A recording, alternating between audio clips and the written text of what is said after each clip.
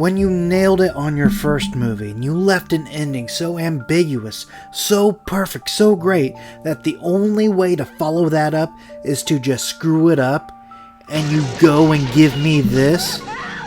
Halloween 2. And totally redeem yourself! Hey everybody, welcome to the channel. I am Billy D, and today we are watching Halloween 2. Halloween 2 was a movie made in 1981, and between that time and the original Halloween, there has been a ton of slasher movies that came out. 2 Friday the 13th movies, The Burning, My Bloody Valentine. The list can go on, and there's money that needs to be made, so let's try Halloween 2. Everybody knows the legacy of how John Carpenter didn't want to write it, and how he did it with a 6-pack of beer. You may also know halfway through the movie that he had to go back and add a scene because they don't know how Michael knew to go to the hospital. So the scene that they add was the jukebox kid walking by and Michael hears it over the radio. But again, you guys probably already knew that. What you don't know is this came as a 2-pack with Halloween 3, and how confusing was that? Really? Like seriously, the perfect duo is Halloween 1 and Halloween 2. They complete each other. Halloween 3, you're like, what am I watching? Did this really say Halloween 3 at the beginning? Because I am lost. That is a story for a different day, and that day's coming up soon. But for now, let's talk about Halloween 2. I'm going to do a quick breakdown. I'm going to talk about the best things. I'm going to talk about the worst things. I'm going to score it, but be forewarned, I tend to like sequels better than the original. But with that in mind, this movie's not perfect. Let's get started. Have you ever stubbed your toe and you're in so much pain that you have to walk it off? Well, that was Michael with 6 shots to the chest. Okay, you guys probably know this fun fact too. The movie kind of misedited, and then they have 7 shots. But I swear, if you ask Loomis any time during the movie, he would tell you, I shot him 6 times! If you guys remember, my last complaint in the last movie was the kids running down the street and they don't know which neighbor's house to go to. Well, conveniently, after 6 shots, this neighbor walks out like, man, I'm so tuckered out from trick-or-treating. What was all that racket? Dude, where were you with the kids? As all that nonsense is going on, Michael's just walking around, minding his own business. He goes to this elderly couple's house. This nice lady is making her husband a nice sandwich. Well, she accidentally leaves the butcher knife out. Michael grabs it, leaves a mess. He's not the cleanest guy I know, but the guy who's watching TV is watching one hell of a movie, and that's Night of the Living Dead. You guys should check that out. But Michael doesn't have the time to watch it. He picks up the knife, he goes, and this lady sees the mess he made, and she's screaming. But there's this girl across the street. She's on the phone talking to a friend.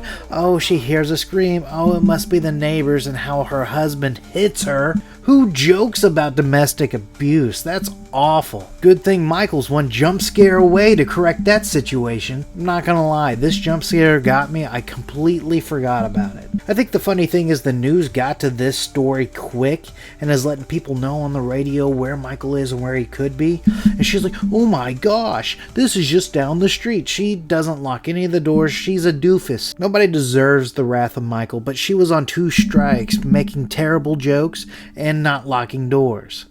I make terrible jokes, but I lock my doors. Lori gets transported to the hospital. She tells the paramedics, she tells everybody, the doctor, that she's afraid to fall asleep because Michael might be out to get her. For those of you that are like, oh, that's an irrational fear. No, dude, if somebody was after me and came after me multiple times throughout the night, that's scary. I would probably be the same way. And look at the hospital she goes to. There's nobody there. And I mean nobody. There's like 3 or 4 people on staff and 0 patients. You don't see anybody there. I mean, just a pirate with his tongue cut open, but he disappears magically in the night. This movie with Michael Myers adds up the body count, and I'm digging it. This guy, played by Dick Warlock, what a cool name, is just slaying it throughout the whole movie. The hot tub scene is so cool. Security guard scene was alright, but it makes up with it with the nurse slowly bleeding out on the floor. That's a cool rig. And he's just looking for Lori. Anybody that gets in his way,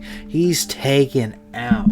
And when he finally catches up and finds her, the dude walks like a robot throughout this movie. Like, the human side, the normal element of Michael is completely gone. This is the supernatural, robotic looking guy. And I would be honest, this guy's more scary like this than a human coming after me, if that makes sense. Not to mention the confidence that this guy's gonna catch up to me. He's just walking a mile an hour. It's so slow that kind of freaks me out. There is a few times where I believe Laurie could have got it. She was trying to crawl out the window when he's slashing at her feet. She should have got it there. I didn't talk much about Loomis in this. Let's go ahead and talk about him real quick.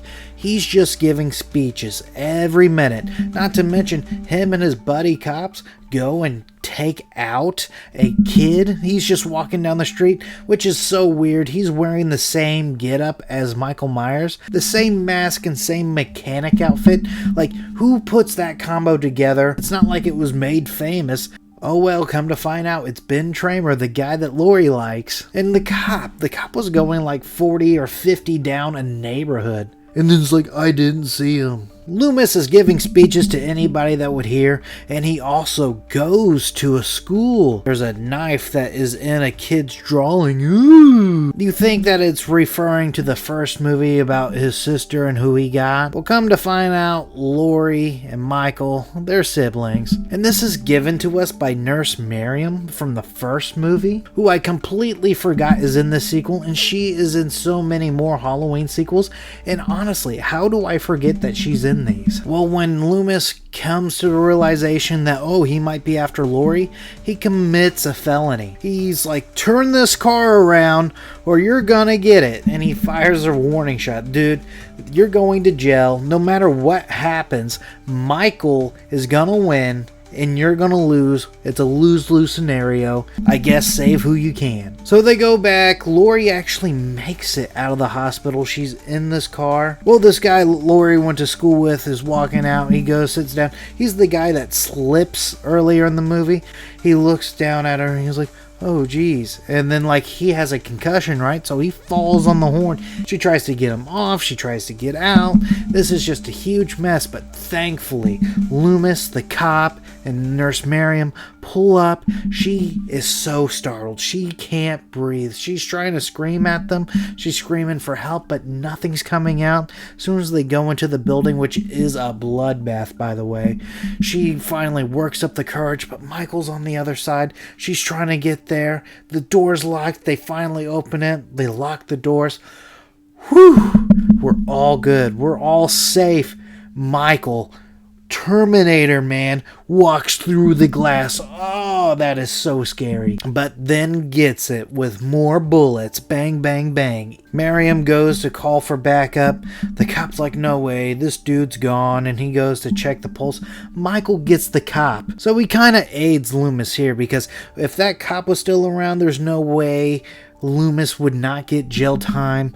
But now that's taken care of. So it's just Michael, Laurie, and Loomis. They have to take each other out. Let's quickly fast forward to some of the most iconic parts in this back room. Loomis is turning on the gas. They're basically setting up this big event to where Michael's gonna get it. Laurie, by the way, excellent shot. She has zero training with like gun combat. Gets Michael in both the eyes. Has the cool, iconic blood going down the mask. That is amazing. Loomis sacrificed himself. He gets stabbed. But now Michael's spamming the trigger button. He's just trying to get whoever he can. He's like me in Call of Duty with the katanas. I am not getting anybody. Doesn't matter. Laurie escapes. The whole room explodes. Loomis was in there, by the way. And Michael, kind of walking out like the Thing, falls over. Boom. Done. Laurie gets carted up. She gets put in the ambulance. And what would make me die laughing is as soon as they get into the car, they just drive off, go around to the front of the building. I know the back of the building's done for, but they just move her all the way up front, like, boom, okay, we're here. And that's $150, ma'am. Pay when you can. That is the American health system, I tell you what. Number 1, the music. The music's always good in this, but I like the 80s synth wave in this. This is pretty gosh darn cool. Reminds me of Friday the 13th Part 3, and I'm just vibing to the music. Number 2, let's talk about the intro. The intro is so cool when it's the jack-o'-lantern and it turns into a skull. I love skulls, by the way. This hits. This is awesome. Number 3, you can't get mad that they upped the body count. Number 4, even though it's a shorter Michael Myers with a wider head, he is so cool to watch. I love this Michael. This Michael is creepy in my opinion. I also like the changing of Michael Myers. It's fine if we don't have the same guy, because then we'd be struggling, kind of like the Freddy Krueger character we have now. Yeah, Robert Englund's great, but I wish we had more Nightmare on Elm Street movies. I hate that they add in the Sam Hain lore. I know, that's what Loomis says, and I know there's a different pronunciation of it, but I'm terrible with pronunciations too. Loomis is my boy, we're the same person. Except I don't fight evil, I hide from it. Another thing that sucks is Laurie's pretty useless in this, which kind of heightens my argument that she's not the best final girl or the best scream queen. Nobody's memorable. None of the nurses, none of the paramedics, anybody's working at this hospital that is empty as heck. I mean, you might remember a scene or two, but not for the right reasons. Overall, I had a great time with it. I can watch the first Halloween movie, back in it with this, and I say this is a perfect 1-2 punch. Do I like this movie more than the original Halloween? This time around, yeah. I would used to say the original Halloween is great. It's not my favorite of the franchise, but I kind of had like a sour, downer time with the first one. It was kind of boring. I realized the cool kills that I remember aren't as cool as compared to the other things we have been getting recently. And I know it's the first outing, and there's so many great tension scenes in this. You don't get any tension scenes in this, which I would argue him slow walking and the jump scare at the beginning. There are some tension scenes in here. I just like more of a faster paced slasher. I'm a huge Friday the 13th fan, and this is where they felt like they're trying to keep up with it, which there is nothing wrong with that. So I'm giving this a 4.5 out of 5. And if you have an issue with it, please let me know in the comments below. I hope you guys like, share, and subscribe to this, and I can't wait to see you for the next one.